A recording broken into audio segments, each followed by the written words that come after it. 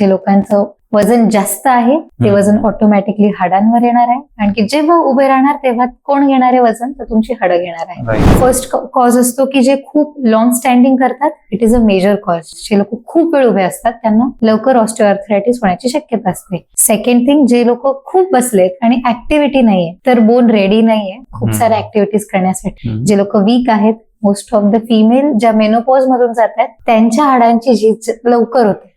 तुमचे जेवण कसं आहे, तुमचं डाएट कसं आहे. जे लोकांचं वजन जास्त आहे ते वजन ऑटोमॅटिकली हाडांवर येणार आहे, आणखी जेव्हा उभे राहणार तेव्हा कोण घेणार आहे वजन, तर तुमची हाडं घेणार आहे.